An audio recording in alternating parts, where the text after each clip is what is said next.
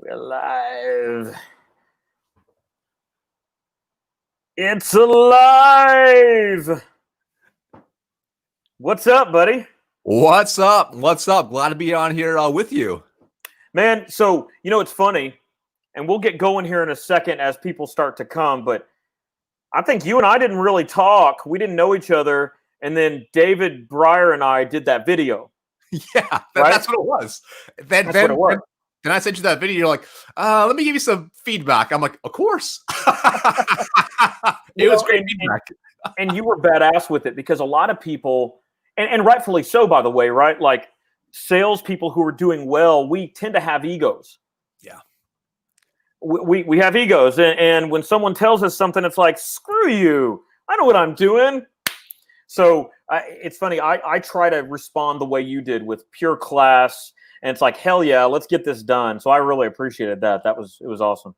I appreciate that. I mean, I appreciate the feedback. It's just one of those things where it's, and I'm sure you've seen it too, but ego has bitten me in the butt more often than it has ever helped me.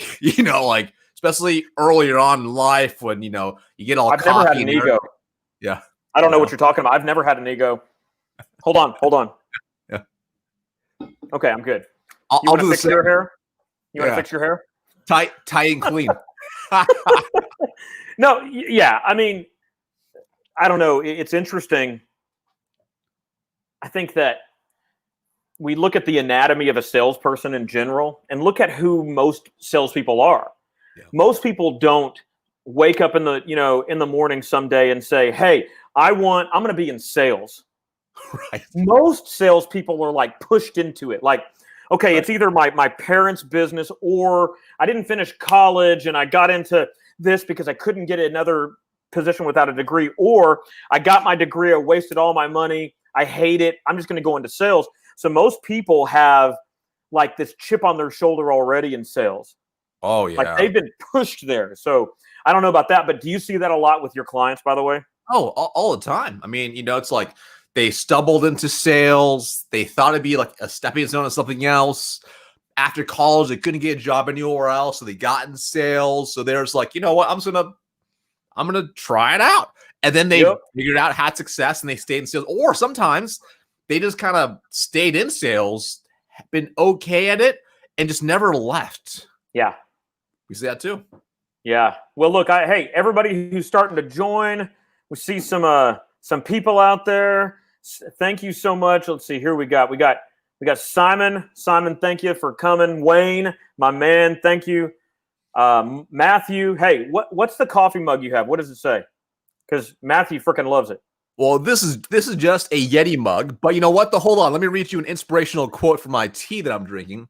All right, it's Good Earth Tea. This is not a promotion for Good Earth Tea. It's just a quote they have here. Promote what you love instead of bashing what you hate. Ooh, bro, that's a good quote here, right? Oh, we could have a whole LinkedIn discussion about that. Right. So, Dale Dupree, good buddy of mine, fellow rebellion member, the leader of the sales rebellion. He and I were just talking about that. And it was this idea, right, that, hey, we can get a lot of likes and comments. And by the way, you want a LinkedIn tip, everybody reading out there, bash on LinkedIn, bash on other people who use LinkedIn and say, I'm not going to mention names, and you will get engagements and views galore. But is that the person we really want to be? So I love that. You're spot on. That the polarizing post just to be polarizing. I'm like, do you really believe that? Or are you just saying that just to get like, come on, like don't play a game here, I've learned. Okay, here's a couple of things. By the way, so people get your Big Chief tablets and your number 2 pencils out. Here are some LinkedIn tips. So you want great engagement, complain about LinkedIn and hashtag LinkedIn. That's the best way to get right now. Complain about the algorithm. Just complain. Complain about pods also. When you complain about engagement pods, you are going to get a shit ton of engagement and responses. Let's see, what else? Marcus, what else can we complain about? Oh, I mean, it's really anything, right? I mean, you complain about literally anything, like pick something political in the news and choose a political stance and post it. Oh, God. I mean, it will just explode, right? Good, bad, or indifferent. I mean, but again, is that the brand you want? Is that who you want to represent on LinkedIn, the platform, right? Is that what you want to be known for? I've really grown on social media in that I used to be, so I'm very transparent. And so when someone says something I don't like, I'm like, okay, if they say something that I love, I'm like, hey, I love it. I've learned that I can still be transparent, but understand what helps no one. That's right. So I'm going to go now and talk about those things we just said, by the way. If you're posting complaints all the time, you're not helping anybody. You may be getting a ton of engagement, but I guarantee you that you're not making the money that you deserve, because those posts, all they do is stir shit up. That's it. And they don't help anybody. So let's see who else is here. We see Yuri. What's up? Kevin, what's up? It says here, I personally love sales, but this economy can be tough, though. We're going to talk about some of that stuff today. So what Marcus and I wanted to talk about today was using LinkedIn, but not tips on how to get engagement and all that kind of crap. We want to talk today about how do you convert business on LinkedIn, which means, by the way, you've got to do something that's a dirty word, and we're not supposed to do it, but you've got to sell on LinkedIn. Because, by the way, you get crucified these days for trying to sell on LinkedIn, right? So that's what we want to talk about. We'd love for you to join us. Hit us up in the comments, and we'll try to read stuff out personally. But let's start there. Marcus, by the way, introduce yourself. Everybody knows you. You're the dude that sold, like, thongs or something, right? Did you sell? No, Speedos. Yeah. You sold, like, Speedo. But tell everybody who you are, man, and what kind of badass you are in terms of sales coaching. Talk to everybody. Hey, I appreciate that. First off, thanks for having me on, right? So I'm Marcus Chan. I'm the founder of Bentley Consulting Group and creator of Six Figure Sales Academy. I work directly with B2B sales professionals, help them sell more and earn more without needing years of experience. And before I started my own business, before working with sales pros with my own business, I was in corporate America for 14 plus years. I've only worked for 2 major organizations in that time. Was pretty fortunate. I got promoted 10 times in 10 years, and we did quite a bit of revenue as well. In my last organization, I had a sales org of 110 plus employees. We did about 9 figures a year in contracted revenue. So we did okay. So yeah, but that was really fun. But I love what I do now, and it's a lot of fun. And I'm excited to be here to talk about true conversion, selling the right way on LinkedIn. So it's interesting. When I first got on LinkedIn and started doing content, someone came to me and said, Josh, I got to give you some advice. Here's the advice. Don't sell. And I sat back and said, damn, I wanted to use LinkedIn to make some money. Mm-hmm. And so I think I understood the person's heart. The idea was, look, don't start off by connecting with people just to sell. Treat this just like you do anything else. But I think we've gotten to this point now where people actually do mean that, don't they? They're trying to say, don't sell.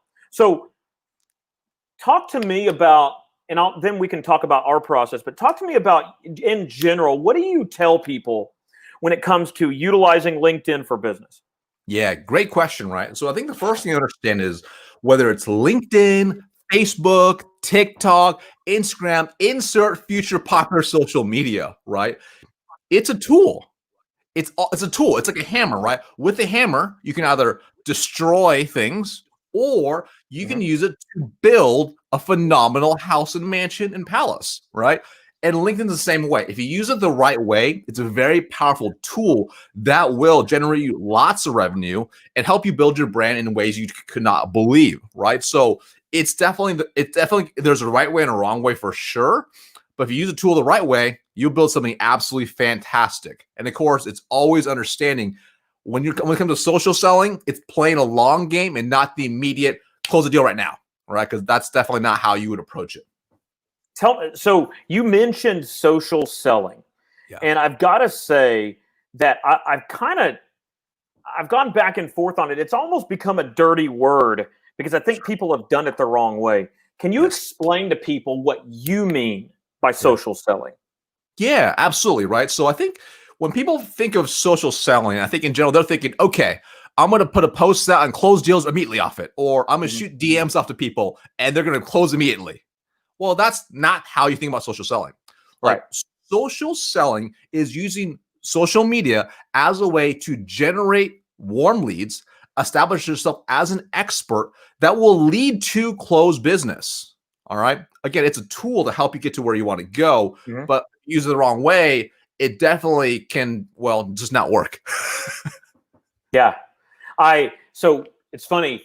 I hear people talk about social selling, and someone described it to me like this once, and it was social selling is the ability to get other people to ask you to buy instead of you pushing your sales agenda on someone else. And I still don't know if I agree with it. I Yeah. don't think that's the right lesson. To Yeah. me, I think if I really want to give social selling a definition that works for me, it's being social while selling, right? The idea that I think, Love think that. about Yeah. it. Too many people, I will say this, we do have people on LinkedIn who don't know what the hell they're doing. I mean, It's believe true. me, I've been there. Yeah. There. But, again, how many times have you gotten a cryptocurrency person message you in the last like 2 months and say, hey, by the way, Every day. yeah, and it starts off right with hi. Yeah.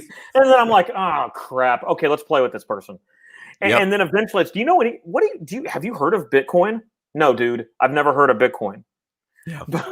So to me, the idea that I'm going to treat LinkedIn the same way that I treat someone offline. Yep. I'm going to get to know them. I'm going to support them. Yep. I'm going to be part of a community. We talk in the Sales Rebellion about walking our community. What does that mean? It means we can't expect a community to support us if we're not willing first to support them. And so it's social selling should be, how do I create a social setting that allows people to feel comfortable, that allows people to be able to talk openly, and then for those conversations to flow, eventually that turns into sales. What do you do for a living? Talk to me about everything you do. Talk to me about what you're struggling with. How can I help you? How can I help you? Right? So to me, social selling should be that. Tell me this, what's the problem you see on LinkedIn in general when it comes to selling outside of people throwing grenades at you when you do? What's the hard part about selling on LinkedIn as opposed to shaking someone's hand in real life and going at it? Yeah, I think at the end of the day, when you are selling online, it's so different than when you are in person in terms of, if you're face to face with somebody, you can read their body language, you can read and engage them, you can interact, you can adjust your style, right? Like, and that's so powerful, right? Because, like I have done thousands of presentations, and I'm sure you have as well, where it's like you probably have not had one go exactly the same ever, right? It's always a little bit different each time, and you're able to tweak it on the spot. Online, you don't get that opportunity, right? So people, if you're trying to just put stuff out there and hoping it works, it's not going to work. So a lot of times I see the issue that most people have is they're trying to social sell without a strategy in place. It's always just, I'm just going to try to put it out there. I'm just going to try to pitch, and hopefully somebody buys, which is not really a good strategy. Let me ask you this, because we both do sales coaching. How much strategy do you think should be there, and how much do we need to leave this stuff kind of open? How much is there such a thing as too much strategy? Well, I think there's a framework and philosophy that you have to understand, right? Like it's no different. Like if you are looking to I don't know, like be great in the kitchen, there are certain philosophies you follow to make sure you can make a good meal, and you can tweak your recipe, etc. On LinkedIn, it's the same way. You have a philosophy you follow, right? It's a framework, that you work within. And when you follow that framework, you are more likely to get the end results you want. And of course, you can tweak it, of course, depending on your style. But there has to be a little bit of direction, right? Some people instinctually can kind of adapt to social selling quite well. Most can't. Most people just like, well, I'm just going to go online and I'm just going to start cold DMing people, and it'll probably happen. No, it won't. It won't happen. Yeah, man. Hey, so we have one of our favorite people who's about to join us. So let's let him join. Boom! Hold on. Wait a minute. Hold on. Am I in the right place? This is it. Oh, Thank God. I thought for sure this was the wrong place, but that's Yeah. great to know. No, I think you're good. Tell us what your mug says, dude. It says Papa Bear. Killer. I like It's it. massive. My wife gave it to me. Wait, Hey, there you go. hold on. I like it. Wait, what do you got? Wait, show him that. Well, so this actually was supposed to be, it kind of fell off. Hold on, it kind of fell off. It was a gift from It's a goat. well, it was supposed to, okay, it was actually a bison, but it's been slowly peeling off, right? Turned It was into a like- goat. Yeah, it became a goat. Yeah. So it was pretty cool. You know, it's all good. Yeah. Tight. I love That's it. pretty tight. So, dude, we are talking about LinkedIn, about social selling, and then we're going to start talking about one of our favorite topics, which is how do you convert and actually sell on LinkedIn in an environment where people say, don't convert and sell on LinkedIn. So that's what we're talking about. By the way, hey, Dale Zawitsky says giving is better than receiving. I agree. Marcus Chan is on fire. You see all these other people on here. Hey, look at that, Greg Fratz. All right, so as I've given that, Dale, give me your opinion on selling on LinkedIn. Let's get into it. Yeah, I mean, like I built my business on LinkedIn, and I never sold one person on doing business with me to start it. So, I mean, there's your testimony right there.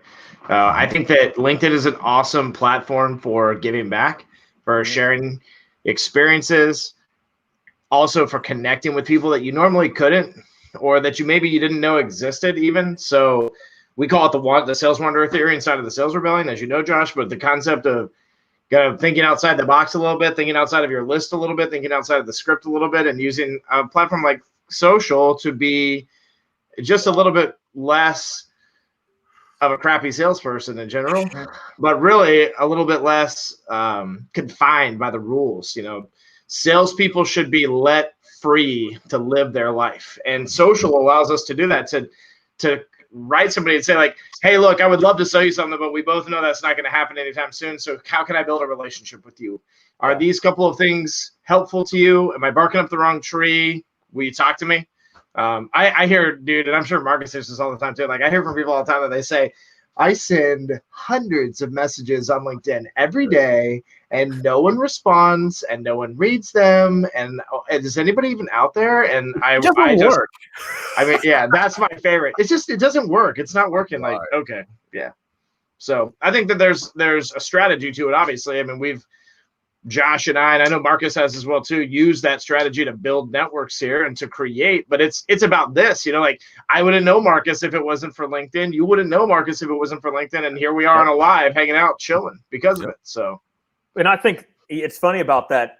The thing that has made us successful, I want to reiterate that point, is that we don't log in every day on LinkedIn to get business. Right. Business comes from LinkedIn. Mm-hmm. But again, like what Dale just said, the Sales Wanderer and the Sales Rebellion, we log in because we want to support a community. Right.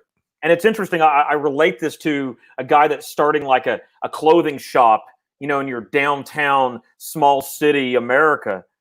You're not going to, you start that business, right? And you get all your stock and inventory, and you get the place all set up and it's perfect. And you get the advertising out there, yet you don't do anything to ingratiate yourself into the downtown community and the people that are around. And you expect people to come in. That's not how this works. You've got to understand that we got to be able to support the community that we expect support from. And too many people do business opposite. They say, hey, I've started up this great business. I have a great price. I've got a great product. Why aren't people coming and buying? It's because you're not giving a crap about the people that are in your community right now that you could be. And to me, that's the biggest thing about LinkedIn. For me, I spent all of 2019. So Justin Lawhorn a little bit ago said, hey, fellas, I'm interested in the blueprint. Are we talking about building an audience over time on LinkedIn and those individuals reaching out to you? Where does a conversion happen? Really, it's not about building an audience at all. So we got to make sure we get some of that jargon out, in my estimation. I started in really starting to do videos at the end of 2018. In 2019, I made 182 videos on LinkedIn. I didn't ask for business once. Right. Yet I made over $100,000 in commissions from LinkedIn.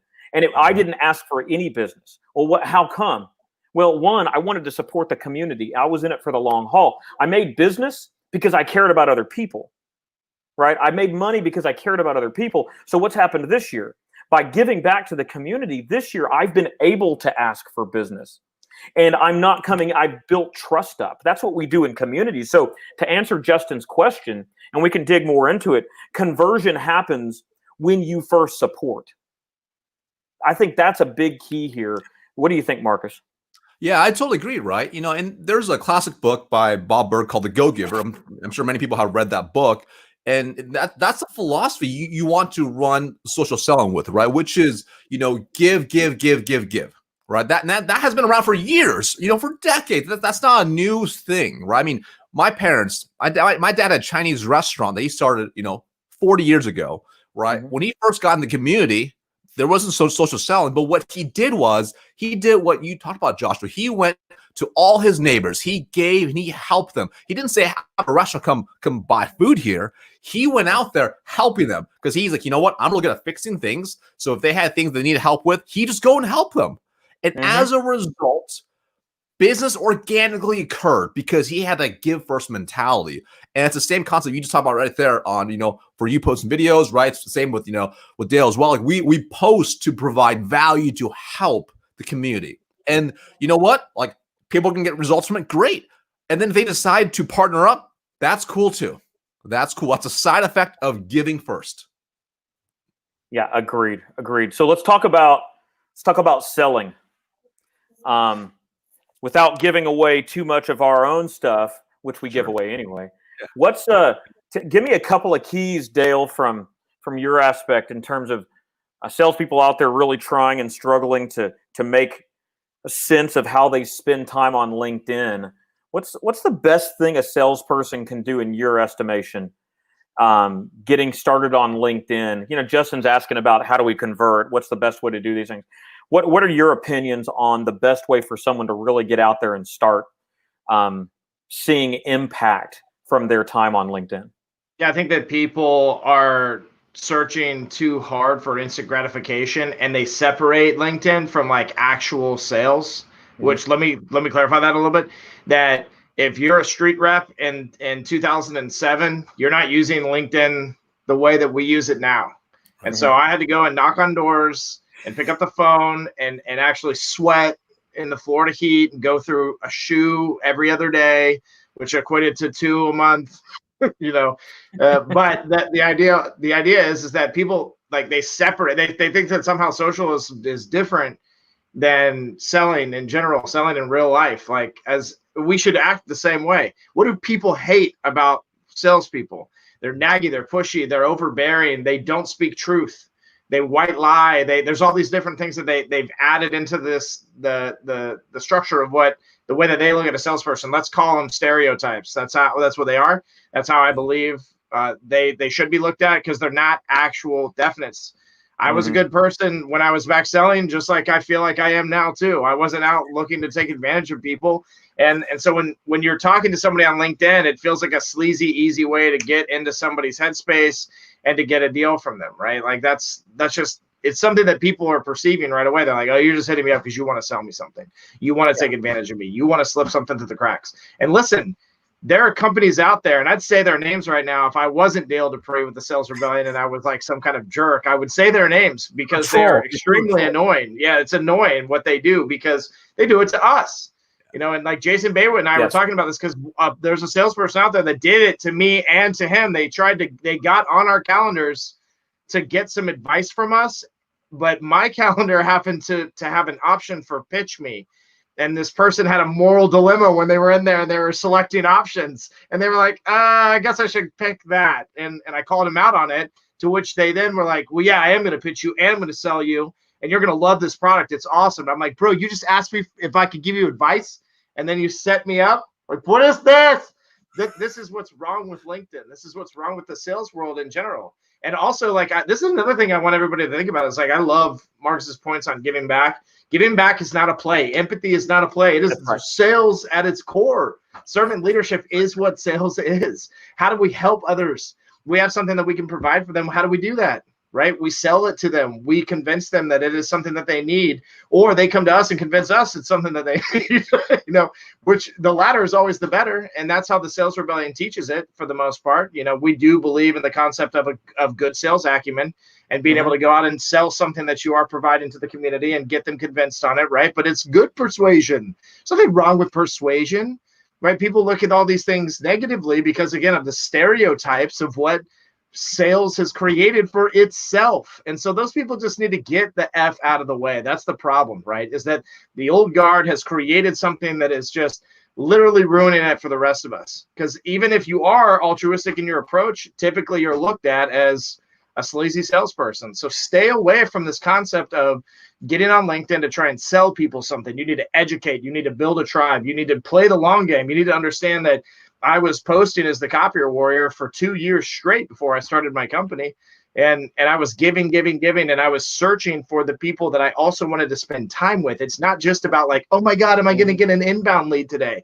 It's taking time out of your life and sacrificing things to be able to say, I'm going to do something no one else does. I'm going to direct message people. I'm going to send voice notes. I'm going to send video message, whatever that looks like. So just be bigger in your sales approach to LinkedIn and you will succeed. How much of this, Marcus, do you think goes on the shoulders? And when I say this, the way that salespeople tend to use LinkedIn, how much of this do you think falls on the shoulders of the sales organization, and how much is on the shoulders of the salesperson? Yeah, and I think the tough thing is, like, I think a lot of times with sales organizations, they have built their own prison, if you will, right, of needing that instant revenue number, right? So as a result, that pressure goes upon the sales professional to go out there and sell. And they might say, oh yeah, use LinkedIn to get leads, but they don't really mean to use LinkedIn the right way. They're like, hey, go on LinkedIn right now and get some booked appointments and close some deals, right? Which, as we all know right here, that's just not what happens if you are using LinkedIn the right way, right? You might get some, but not gonna be good quality appointments. So at the end of the day, like, there's the salesperson is a CEO of their territory. They have a decision to make on how they want to use LinkedIn, right? Whether their boss or company says use LinkedIn the right or wrong, it does not matter. If you want to sell effectively on LinkedIn, you take 100% responsibility and you change your behaviors, your thoughts, and your actions using LinkedIn the right way. And when you do that, you will see a payoff. Not right now, but down the road you will, if you do it the right way. And what happens is, just like anything else, it's like Dale mentioned, he posted for years, I did the same thing as well. In fact, most people that actually can social sell well did that. They posted, they put that post up there. They were trying, they were testing, they were searching their own way. And there were many failed posts. No engagement, no interaction, nothing, crickets. And we all have that insecurity when we put that stuff out there. We're like, wow, nobody liked this, even though I put all this effort into it, right? I think one of the biggest struggles is that when I started using LinkedIn, it had to become part of my process. Yes. We talk about building great habits. It had to be part of my habit, right? I had to create a time on my calendar for that to actually work, right? And I think too many people right now, what do they tend to do? They tend to say, all right, so if I have some time later today, I'm going to do some posting. Right. And I'm going to create some content, and maybe I'll do some stuff. And then when they do it that way, it doesn't work, right? It doesn't work because what happens? Well, what you've done is you mentally you're saying, hey, I'm creating time, right? I'm doing it. But actually what you're doing is you're making it a secondary part to your business. When I decided I was going to start using LinkedIn for conversion, for sales, I had to make sure that it was part of my process. So to give you an example, as a salesperson, I'd go to 3 or 4 networking events a week. Well, I live just outside of Austin, so most of the networking events were 30 minutes away.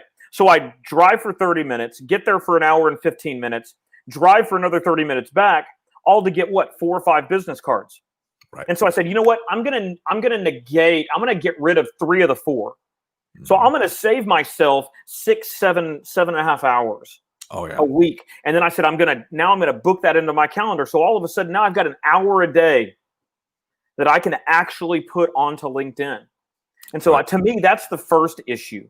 Second issue is this, right? That most sales organizations, like you just said, it's an instant gratification culture. Yeah. You've been here for a week, you go through training. Great. Get out there. At the end of this week, I want to see 5 quotes. I want to see 2 in the pipeline, and I want to see 1 proposal meeting. Mm-hmm. Well, LinkedIn doesn't work this way. Right. Now, does that mean we won't get lucky?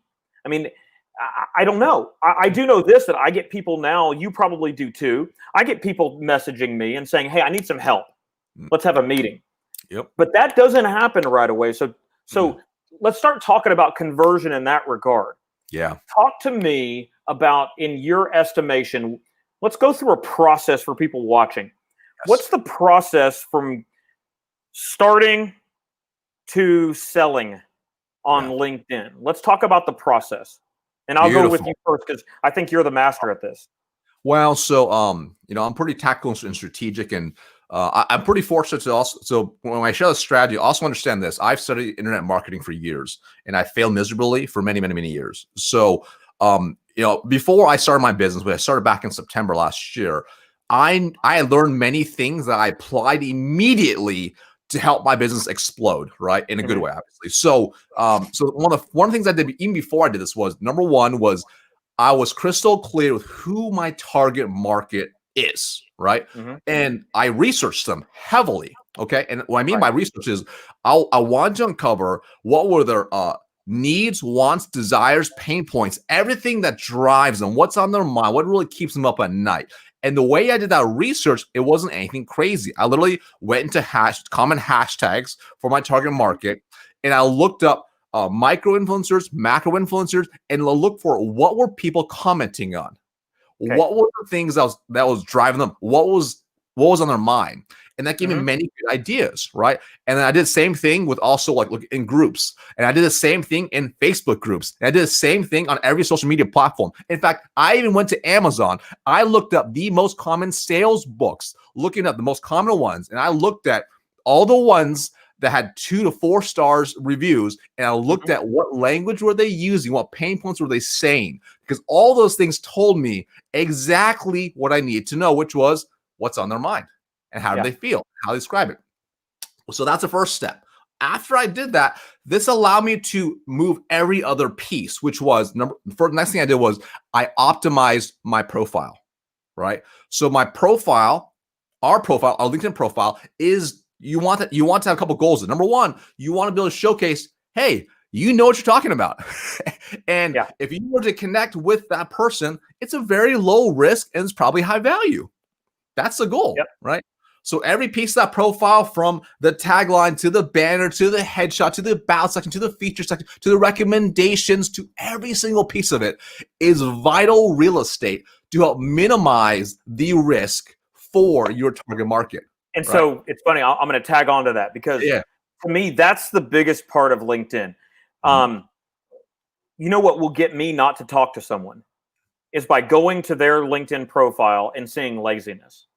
Oh, yeah. It's terrible to say that, but if I go to your link, if you reach out to me and say, hey, Josh, I want to talk to you about this fantastic product. Right. I'm a sales guy and I'm a sales coach and trainer. So I listen because, one, I've missed out before when I haven't listened. So I'll listen. But on LinkedIn, I'm going to go to your profile. And if you have no LinkedIn banner, or if your LinkedIn banner tells me nothing about what it is you do, if your headline is jumbled and messy, if your about section looks like you threw shit up there from your resume, if I don't see accomplishments in your experience, like you don't list that, to me, what it tells me is that you don't know what you're doing and that you're lazy.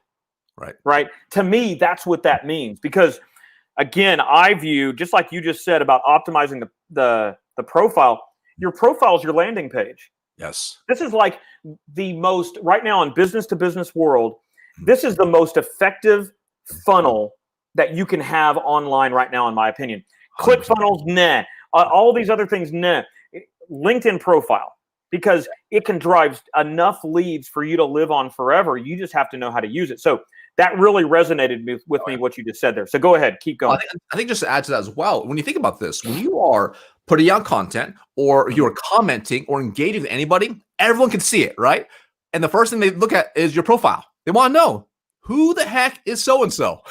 Like, do I like them? Do I trust them? Are they a credible resource? Can they help me? That's the first thing to do. So optimize that profile. So once that is completely optimized, right? And again, don't optimize it for salespeople. Optimize it for your target audience. Okay. Absolutely. What do they want to see, right? Like if you sell to information technology directors, you want to show them you know what you're talking about. So if you send them a connection request or you comment somewhere, they see, they're like, wow, this person is someone I should interact with. And that's really powerful. So that's the next thing I would do. Then after that, and before you even launch into doing content, like I would make sure you are engaging and interacting with people's content in your target market space. Okay. Yeah. And the way you do it, you can't do the same thing. You can do a search for hashtag, whatever specific is a common, hashtag. And in there, what are the most relevant posts, the latest posts? And you go in there and you drop meaningful, helpful, thoughtful comments. Right. And it's really important because when you do that, if it's a macro or micro influence, you drop a great, well-placed comment that's actually useful and helpful. Yeah. They'll check it out. And you'll generate leads as a result, right? And that's a simple concept. You do the same thing with groups as well, right? And then eventually you want to add those macro, micro influencers so you're constantly in there, right? And here's the thing. With engagement, it's not a one-time thing. You can't be like, well, I think I'll just engage today, then just not do it for 2 weeks. No, that's part of your routine, like you mentioned, where you are in there engaging, building up that presence, building that expertise up, right? Like it's kind of like this. I'll literally, when people send me a connection request, right? I used to drop like a video DM to them, say what's up, and it's not uncommon for them to say, I've actually been following your stuff for like 12 months, but they just have not actually interacted before. So the thing is, when you're commenting and engaging and you're putting out content, you don't know who's looking at your stuff. So it's important to know that, right? And then the third piece would be going in there and putting out content that's helpful to your target market, right? And it's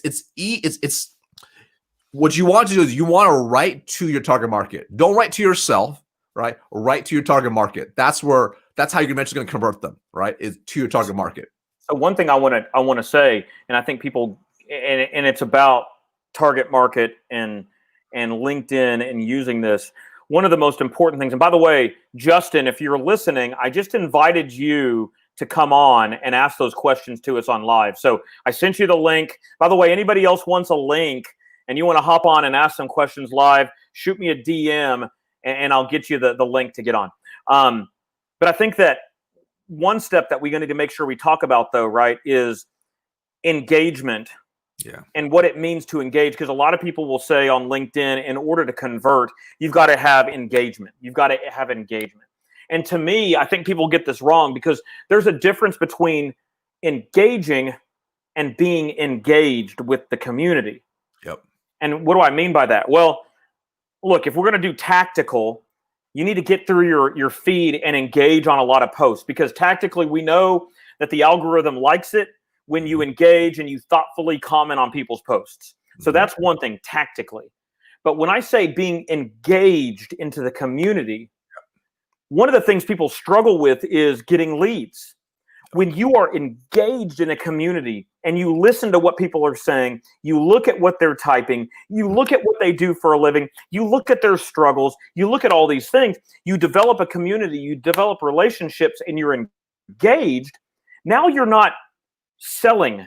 Now you're just creating relationships where you're engaged and you know what they're struggling with. And then, hey, you know what? You're struggling with that. That's what I do. So I think that people work the wrong engagement when it comes to this. Look, engage, hit that algorithm where it hurts, get it to give you everything you've desired in life. But don't forget there's a big difference between engagement and being engaged. And so, I mean, does that make sense? And I'm going to add Justin to this thing here, and we'll let him ask a question in a second. Yeah, the key is you want to help people. Like, they put something. It could be a question, right? It could be about if it's information technology or accounting software. I don't know about accounting, right? and you have the answer, and you go in and drop a really meaningful, helpful comment with zero ask. Yeah. That person like, wow, that was really nice. It's a gift of reciprocity, right? So they feel like, okay, I want to engage them. I don't know. Yeah. And you do consistently, it'll be great. So what's up, Justin? What's up, Justin? Man, are you in Round Rock or are you in Austin today? Round Rock. Round Rock, Texas, home of my Dragons. Thank goodness. For some reason, I look like all messed up on my camera. So can y'all hear me? Yeah, you look fantastic. I don't know what the heck's going on. All right. Well, of course I look fantastic. Come on.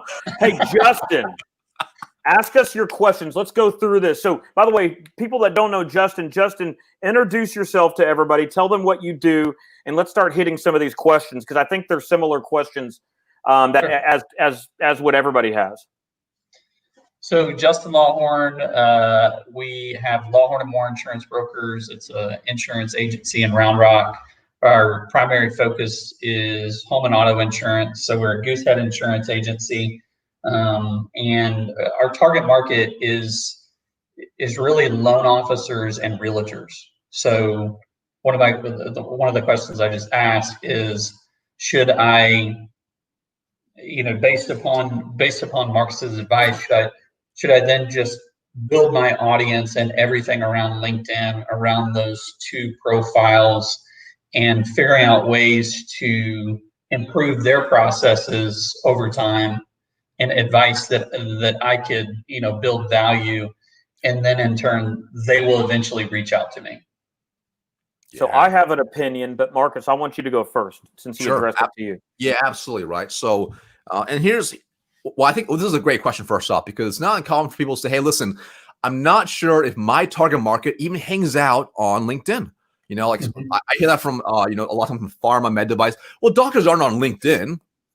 Okay, I get that, right? But think about this for a second, right? This is for everyone listening, not just you, but there are over 500 million active users on LinkedIn.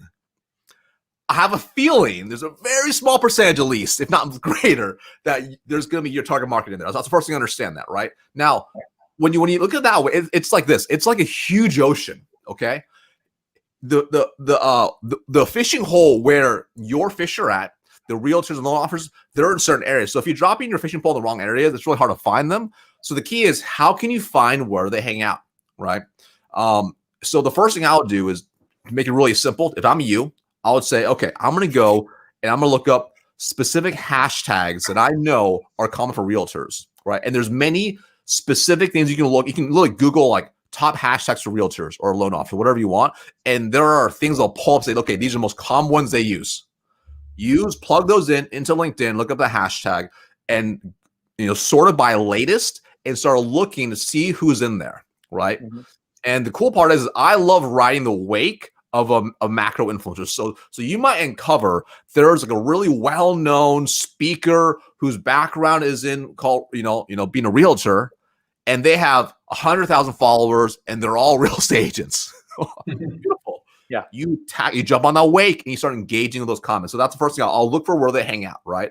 That's really powerful. And you can do the same thing for any platform. Same with Facebook. What I love about Facebook specifically is that you can do groups, and there's targeted groups that you can target and work and join in to do the same kind of concept, right? So, right now, what I love about LinkedIn is organically you do get the most reach, right? Like I use Facebook ads as part of my business as well, right?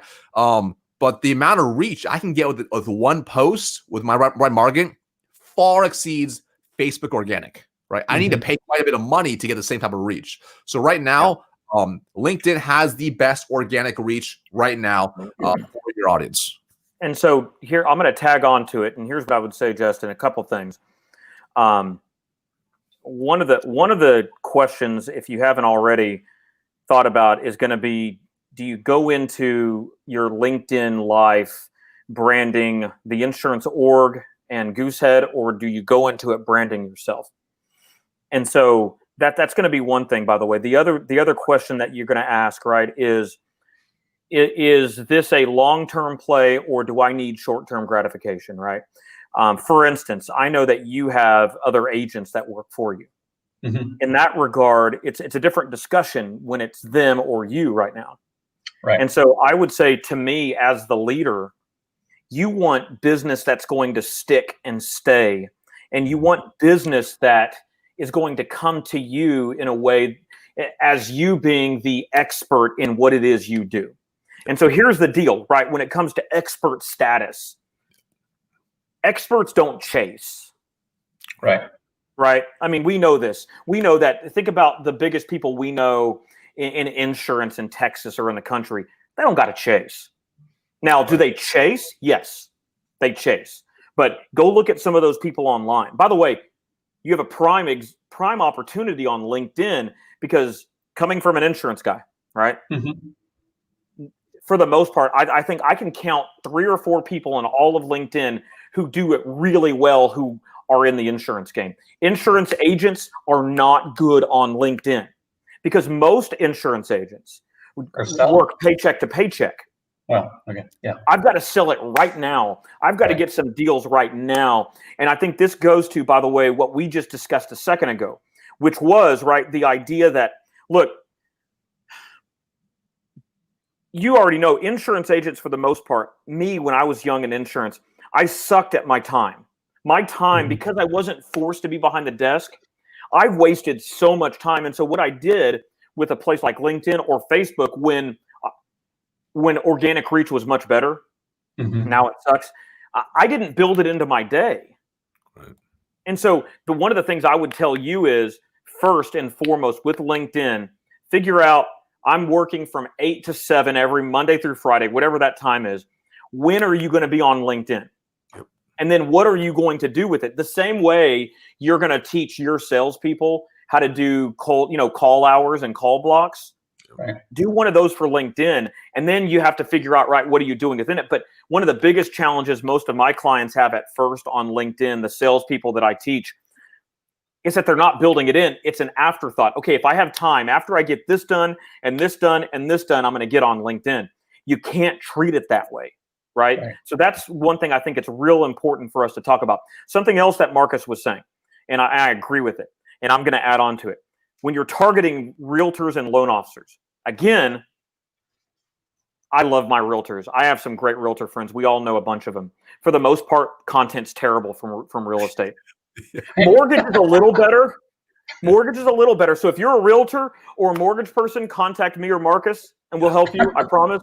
But it doesn't help, right, when they go out there. And by the way, sorry, mini rant. No one cares about the listing that you have.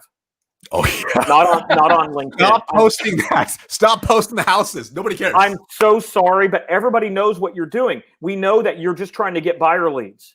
So I get Look it. at this charming 3-2 with a pool Yeah. in the back. I'm sorry, but it sold 6 months ago. But if you reach me, I can help you buy another house. So you have an opportunity in terms of what we're talking about to get in there and teach these people, by the way, how do you actually do business on here? Let me help you on LinkedIn. Let me help you show you how to do business. And then I'm giving you something. Eventually, they're going to give it to you back. But reaching these realtors and mortgage people, one, you need to have, to me, I would have a dual process for hitting them. One is hitting them directly, but 2 is hitting people who know them, because everyone you know knows 15 realtors. Mm-hmm. And so I have a couple of clients right now who are in the dental industry. They sell dental products to people who are in the dental industry. Well, the first comment is, well, hell, none of my dentists are on LinkedIn. Cool. But everyone you know, everyone you talk to knows a dentist. Mm-hmm. So let's start marketing not only just with that person in mind, but what about the end user in mind? How can I go out there and get you, whether it's going to get a realtor specifically or get someone whose best friend or sister or brother is a realtor or a mortgage person? So to me, I would think of this as a giant community, by the way. And yes, do what Marcus said in terms of targeting. I use Sales Navigator. In Sales Navigator, I have certain searches in there, right? Salespeople in Atlanta, right? That are this and that use LinkedIn more than once a month. I have that as a search. And when they come up, I add them and I start conversations. So do all those tactical things. But make sure that what you're putting out there is relevant, like Marcus said, to the audience that you're talking to. and make sure that you're not doing it as a quid pro quo, because they will see right through it. It's kind of like when you go to Round Rock Chamber of Commerce or Georgetown or Cedar Park, you're walking in saying, I tell you what, give me your card and I'll sell you. And that's the only thing I'm going to do. And we're not doing that, right? The idea is, how do I make this a long-term relationship that gets you to think about me when it's time to buy these ancillary products? So go ahead, Justin. You were going to say. Yeah, I was going to say. So is the advice, because I don't have legit guitar skills like you do, Josh, so I can't get on and pick something out. Is in building that audience, because I do a lot of service with the Lions Club and Round Rock, YMCA, stuff like that. Is it relevant to that audience to show those service pieces? Not to boast it and say, hey, look at me, but to create a connection? Or should I just really focus on what's more important to them, in their industry? Marcus, you get this one.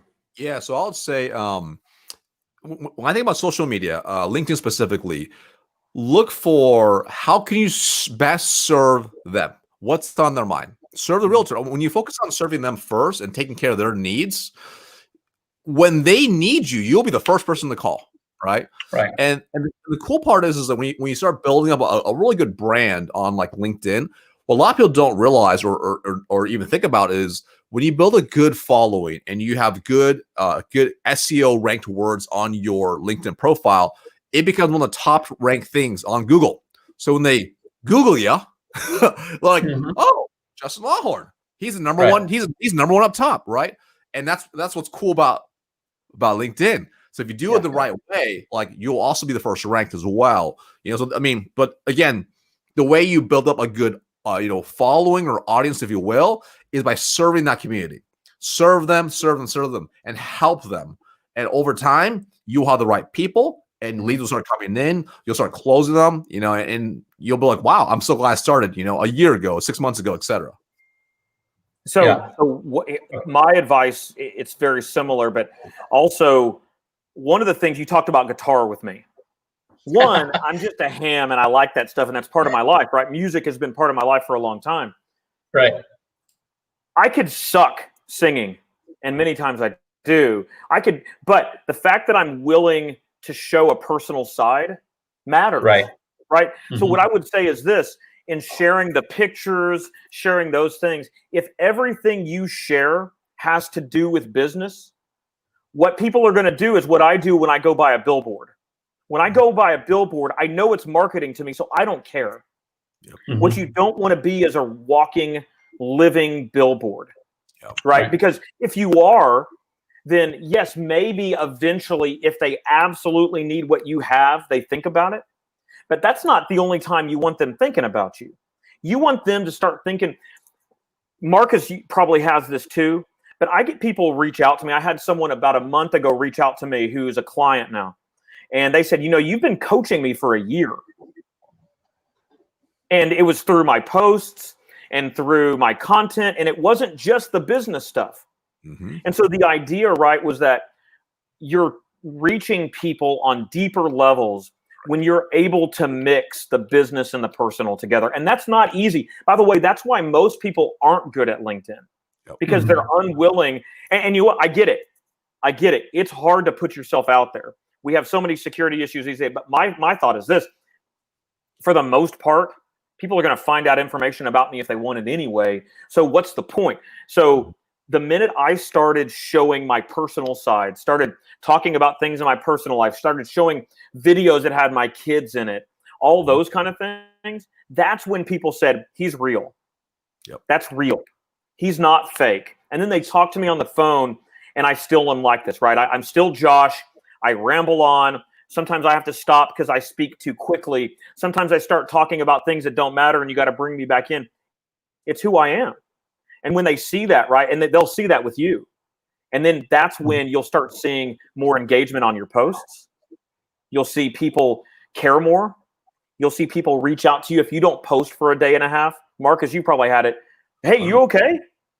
Yeah, I think the key is humanizing yourself behind the screen, if you will, right? And I think it's super powerful, right? It's and there's many methods to do it, from video to text. Like one thing I appreciate about Joshua's post is, he'll share some really personal things that has nothing to do with selling, and that's totally cool. Right? That means you can post things that have nothing to do with insurance or realtors. It's about a human connection, right? And I'll do the same. I'll share personal stories, things that have happened, right? And that's powerful, right? And then it's also being able to take it on in the deeper level when you're on the DM as well, humanizing yourself in there too, right? Like that's why it's like typically when I get a connection request, it's a video DM from me wherever I'm at. If my kid's crawling on me, just through food, I'm still doing a video saying what's up. It's funny. It's not perfect. I don't really care, but they get to see, oh, you know what? Oh, he's a real dude. He's got problems too, just like everybody else, Yeah. So that's powerful for connection. It really is. Justin, any other questions for us before we get out of here? Do either of y'all do any focus on Facebook, or is primary LinkedIn? I do Facebook. Yeah, go ahead. Yeah, so I do Facebook as well. Now I do paid ads and I do organic as well. So a couple different strategies though. I mean, paid ads is really nice because you can really hone in specific target markets. You can do I do off psychographics. So it has a higher conversion rate, lower cost per lead, etc. A little more complex stuff, but it was very effective. But I also do organic as well, right? And you can do it. We do ideally it's within Facebook groups, because then you can join a group of your target market. Now you don't go in there spam like anything else. Right. You go in there and just be helpful. That's it. Same concept. That doesn't change at all. Help. Whether it's Facebook group or LinkedIn or TikTok or whatever platform you want. Help your target audience first, and then the leads will come. Yeah, and by the way, Justin, I created a Facebook group back in 2012. It's Will Real Estate Experts, and I think now it's got 1,300 people in it. But yeah, I would say the same thing. I mean, from that standpoint here, I just actually shared it in the actual running comments. So go take a look at that, and you can go at it. I focus mostly on LinkedIn. I do stuff on Facebook, but for me, the success I've had on LinkedIn has been transformative. Whereas Facebook, like what Marcus just said there, I've been able to do it by just having my regular premium account on LinkedIn. On Facebook, the only time I've really gotten great reach and results is when I had to pay that extra in terms of Facebook ads. And so that's where I wanted to be. But I think Facebook, again, you've got how many million, billion users, whatever it is. I mean, you've got millions and millions and millions, billions and billions. So, man, I appreciate you coming, Justin. It's good to see you, buddy. I appreciate you letting me hop on and ask questions. We need to get together here pretty soon. Yes, absolutely. Just shoot me a text, man. All right, buddy. See you, man. Marcus, I know you got to get going too, Marcus, don't you? I do. Hey, I appreciate you. I appreciate you coming on. We got to do this kind of stuff more often, but I think it's interesting too. I got a little message earlier from someone laughing, saying, "Hey, you got someone doing what you do." The funny thing about that is I don't give a shit, because I think that there's a place for all of us. And by the way, Marcus and I are now friends. There's no reason we can't partner together. There's no reason we can't sit here and do things, because that's what this is all about, is creating relationships and understanding. If I thought I was the only sales coach and trainer out there, then I've got serious issues, right? So I appreciate you, and I appreciate you coming on, man. Hey, I appreciate that. And I'm the same mindset, right? I mean, it's having that abundance mindset versus scarcity, right? I mean, in reality, is there's some people that like you more than me, and it's a better fit. Great. And vice versa. And that's totally fine.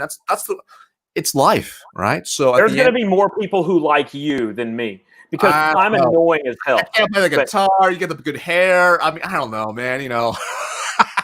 I appreciate being on, though. It was awesome chatting for sure. Man, I love you. Thank you so much. Keep kicking ass. Hey, everybody out there, I appreciate you joining. Hey, do me a favor. Go out and share this. Let's let other people see the way to sell and convert on LinkedIn. And by the way, there's no like simple one-step formula. It takes practice, it takes dedication, and it takes giving back to the community. So Marcus, thank you, my friend. All right, cool. Thanks so much. Hey, See buddy. ya. All right, bye, everybody. Thanks.